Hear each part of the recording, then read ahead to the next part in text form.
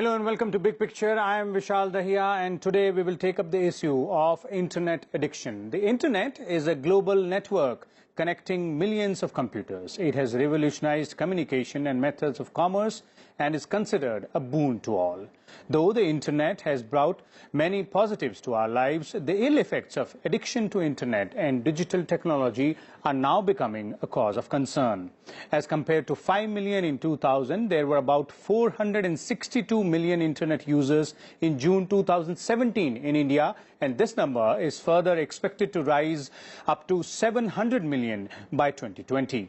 India's monthly wireless data usage also rose to 1.3 billion GB in March 2017 from 200 million GB in June 2016. In this scenario, the youth, especially students and working professionals, are more susceptible to developing internet or mobile phone addiction because they are generally the heaviest users of information and technology. Several studies have also revealed the problem of internet addiction.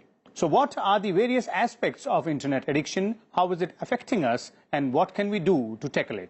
For more on this, we're joined by a distinguished panel of guests today in the studio. Let me start by introducing them to you, beginning with Professor N.K. Goel, the President of CMAI and Chairman of TEMA as well. We also have with us Mr. Sujin Pal Singh, a social media expert with us, and also Dr. Yatan Pal Singh Balhara, Associate Professor of Psychiatry in AIIMS, somebody who also heads the Internet De-Addiction Center in All India Institute of Medical Sciences. So let me begin with you, Dr. Balhara, to try and understand, first of all, to begin with, as to what exactly is Internet addiction, to make our viewers understand the concept of internet addiction.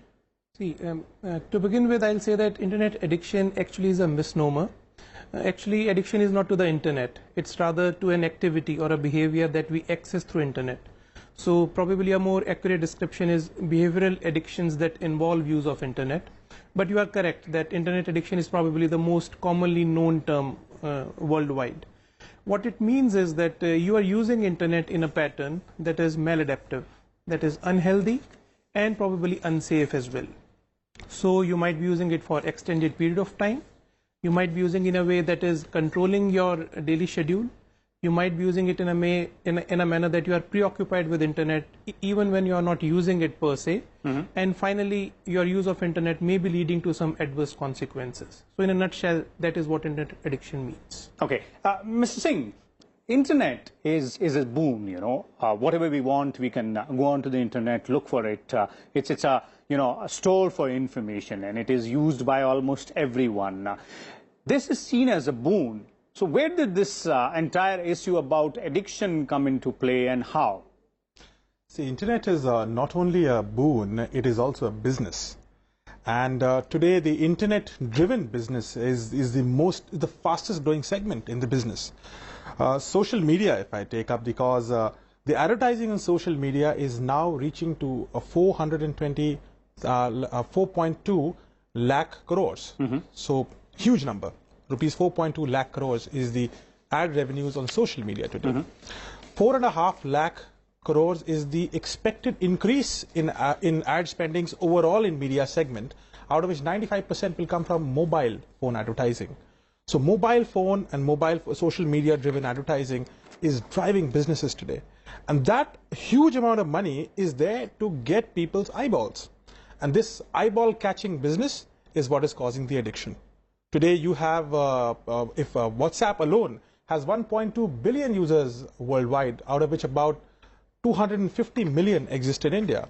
60 billion messages are sent every day. That is roughly 60 messages per person per day is what WhatsApp usage is happening. Okay. So I think it's business-driven interest which has led us to extensive advertising, cheaper mobile phones, faster internet, and a wide variety of content which is coming on the internet has led to the issues of internet addiction. And that also explains the increase in use of data, which I was pointing out earlier, from 200 million GB to 1.3 billion gigabytes. That's a very, very significant jump. Let's also bring in Professor Goel here. Professor Goel, to understand the entire aspect more clearly, as Mr. Singh has also pointed out, that it is not only boon, it is a business as well, and the entire race in which everybody is out there to try and catch eyeballs on several devices on which we use internet. Somehow or the other, there seems to be a contradiction here. One way say that technology is very, very helpful, it's very important as well, but it also has some dangers lurking around the corner. Yeah, actually, it's correct. Technology is there, it is useful. As far as internet is concerned, internet is going to stay in the world. Nobody can do anything with it. With the increasing role of e-commerce, digital payment, social media, it has become a part of life of all of us, and government after government world over are trying to increase the penetration to connect the unconnected also. Addiction part, as is rightly said by our professor from AIMS, is not addiction internet, but the behavior part of the internet. And I think either now or we say later, what is lacking is how does we explain to our younger generation that use internet for your purposes in a good way, not going beyond the line and not eating food and not going to schools and not going to play. That is where the problem is. But internet, as a country, we need it. It has to stay. It will stay. Okay, so clearly, internet is here to stay, and you know, as Mr. Singh is also pointing out, obviously both from the information point of view as well as from business point of view. Dr. Ballara, if you look at the addiction part of it and behavioral, you know, addiction, you termed it. Now, there are several categories. There are studies as well. For example, some studies indicate that more susceptible groups are the youth, be it the students or the professionals as well. How would you categorize them, and how would you look at several aspects of this particular disease, if I may call it? See, if I have to share the experience that we have had from our clinic at AIMS, we run a behavioral addictions clinic on Saturdays at AIMS. So the most common age group that we cater to is from 16 to 24 years of age, and that's exactly what you are pointing at as well, because this is the population group who is using internet from their childhood onwards.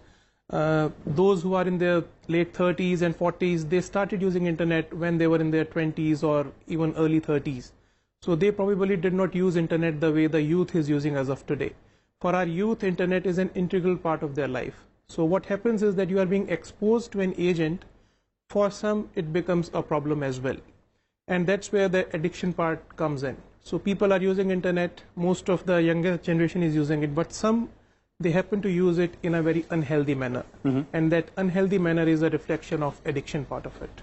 Okay, but you know, there are several terms, you know, in fact, those must be, some of them must be medical terms as well. There are terms like nomophobia, FOMO, as in the fear of missing out, then you call it internet gaming disorder, IGD, then you have IAD, internet addiction disorder, then FAD, Facebook addiction disorder, and selfitis, something which is to do with you know, clicking selfies and posting them immediately on your social media accounts, and then phantom vibration syndrome as well, wherein somebody would you know, feel vibration even if the phone is not around. So are these rightly categorized, Dr. Ballara, and is there something else also other than that?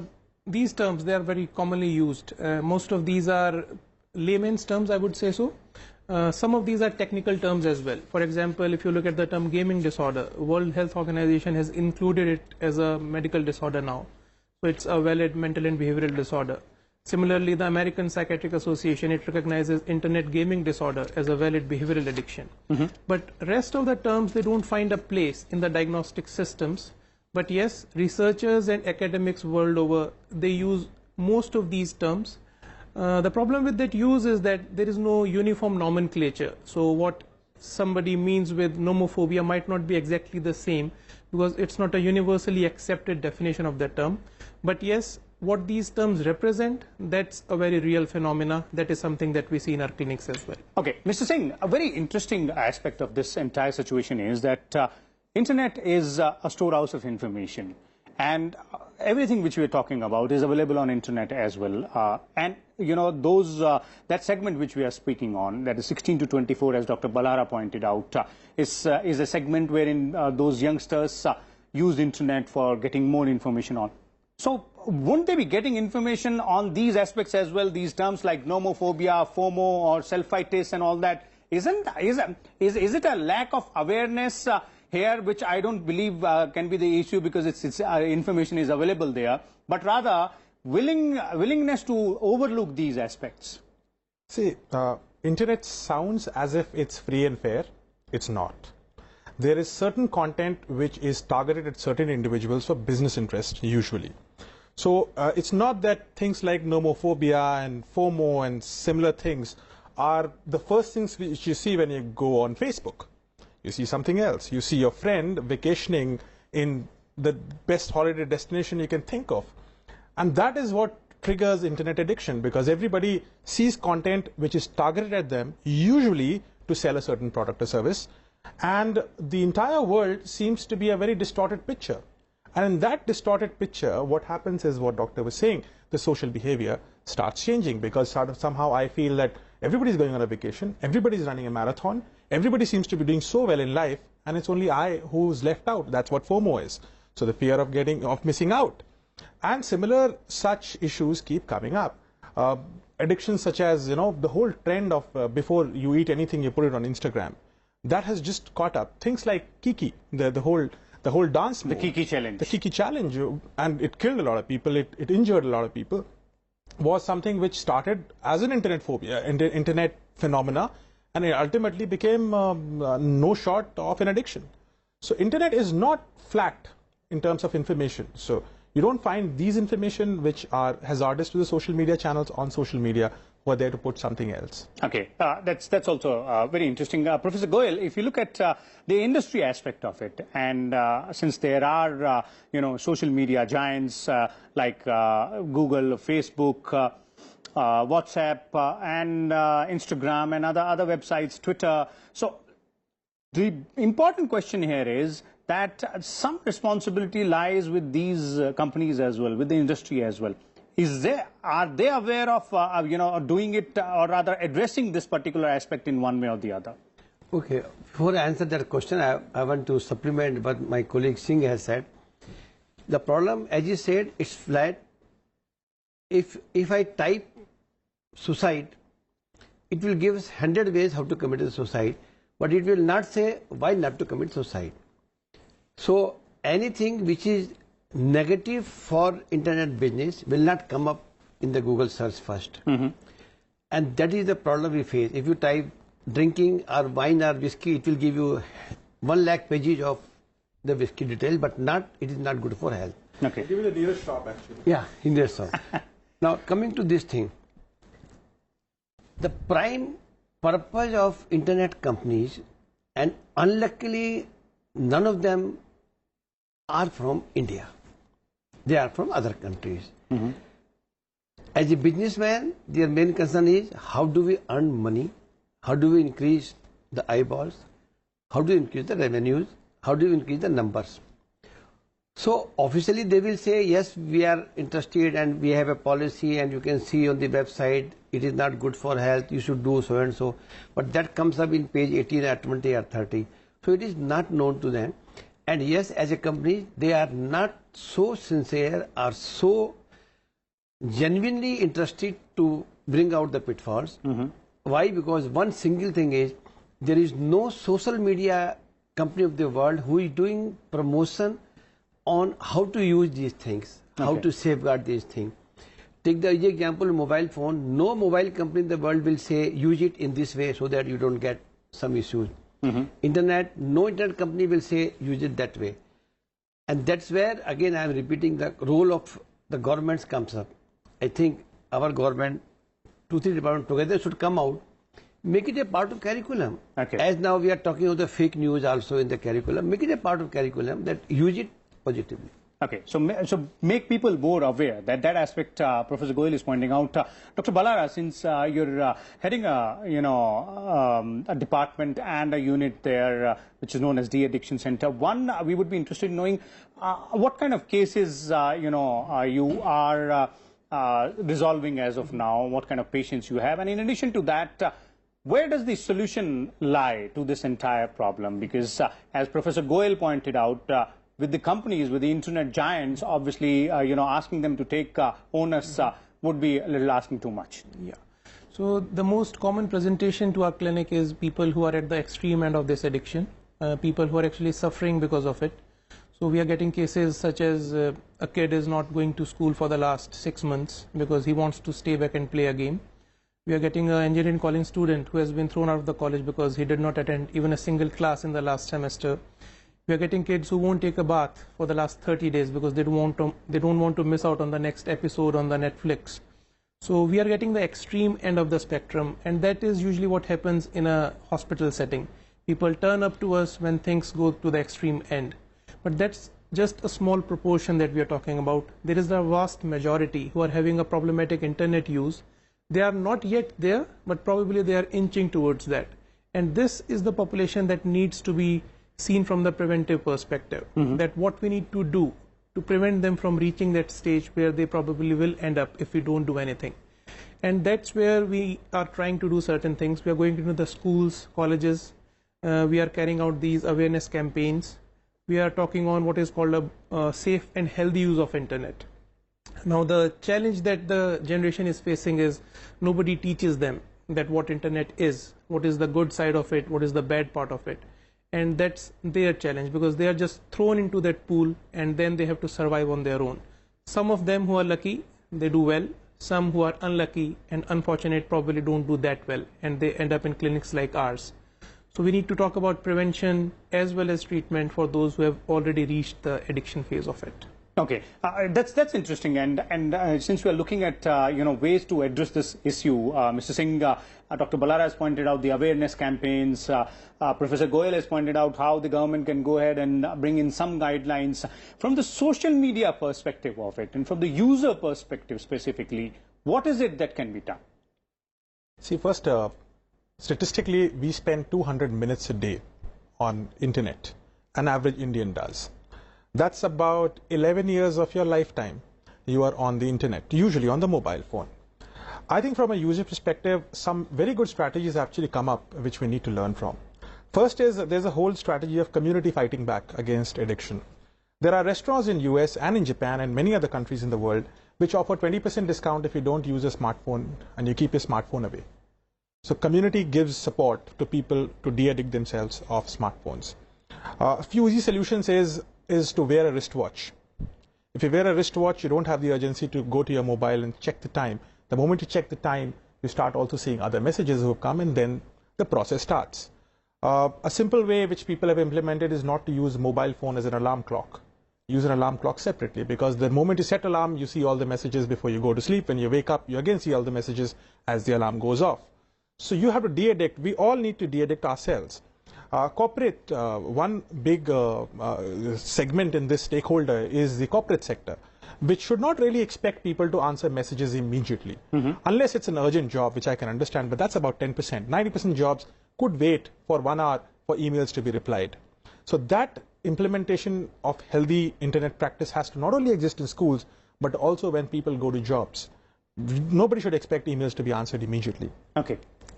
The and I think the most important aspect of all this is parenting and schooling. I have seen several times where in airplanes when children cry, the first thing the parents give them is a hand over the phone. Is a hand over the phone with a YouTube video, and the children are watching this instead of investing their own time in their children. I think that's the stage at which we need to de-addict children out of it before we get into the youth stage. Okay, so these are it's a multi-pronged solution.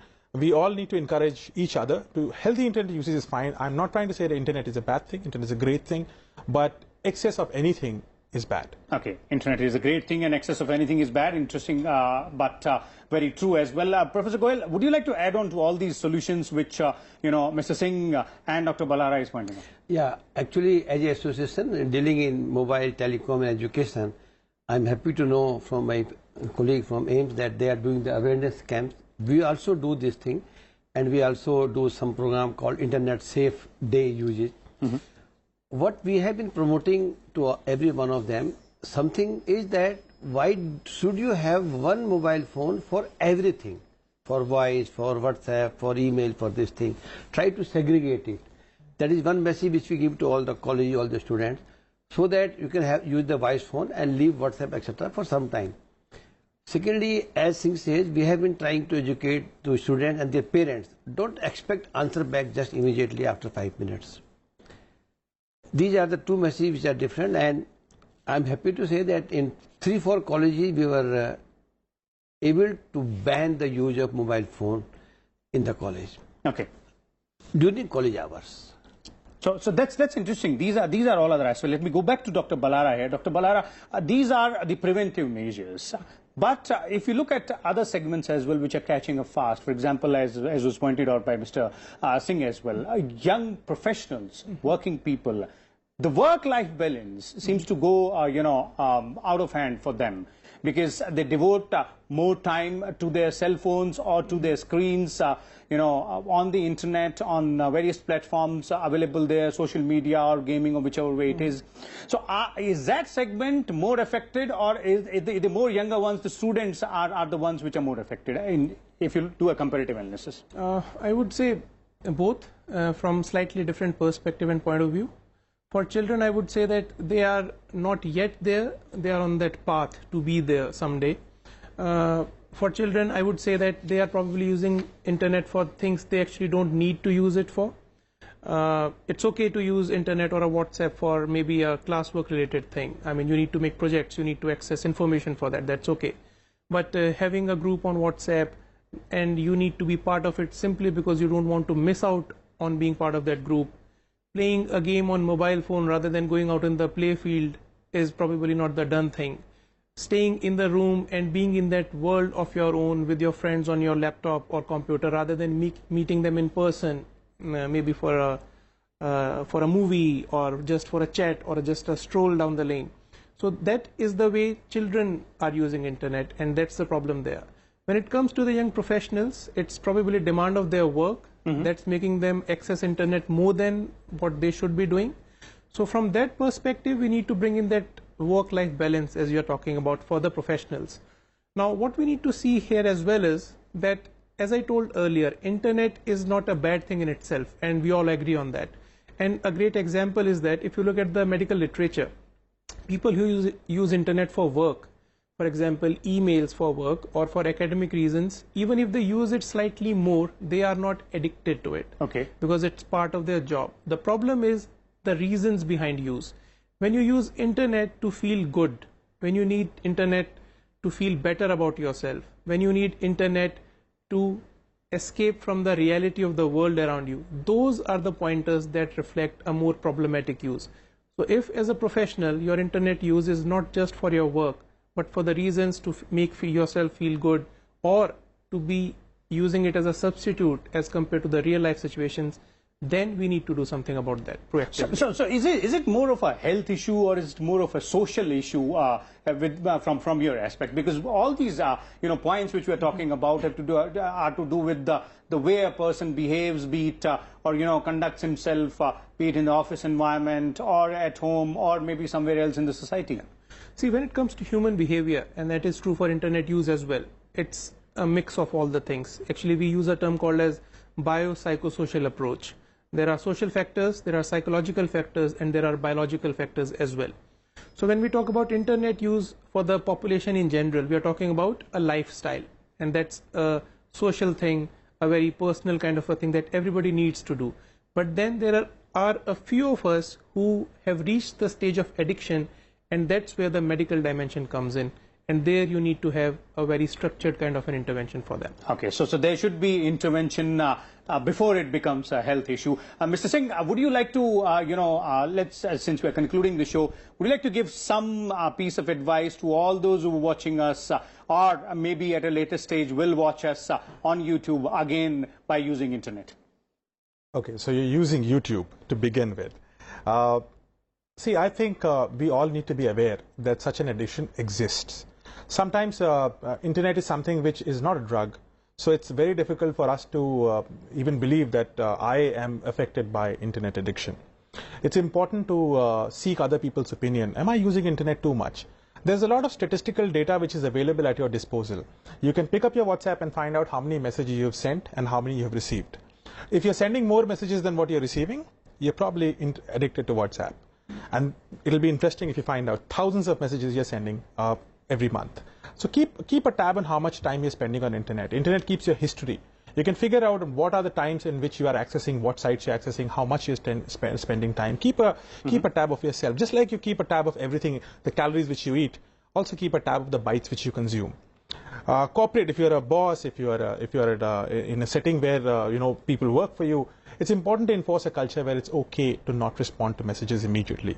If we are in the government, I think it's important to fund and research in this direction and encourage people like Dr. Saab here to help young children and young professionals not get addicted to such issues. So it's a multi-pronged issue. It's an upcoming problem. The only thing is a lot of denial will happen. Nobody wants to admit to the fact that they are addicted to anything. Be it the internet seems to be the worst thing to get addicted to. It's the most seemingly benign thing and less lethal than a drug. So nobody wants to admit it. And that's where I think children have, at least parents are monitoring. Young professionals, internet addiction is one of the top 3 causes of divorces in the West. Well, so yes, definitely that is a much serious problem out there as well. So as our panelists are pointing out that addiction to internet is not just a serious health issue, but also it affects the work-life balance. Now with access to internet becoming easier and cheaper, this problem can only worsen unless common sense prevails. For those of us who have unlimited access to the internet, the solution is to stay prudent and know when to log out. We'll come back again tomorrow with a different topic and different set of guests. Till then, keep watching Rajya Sabha Television.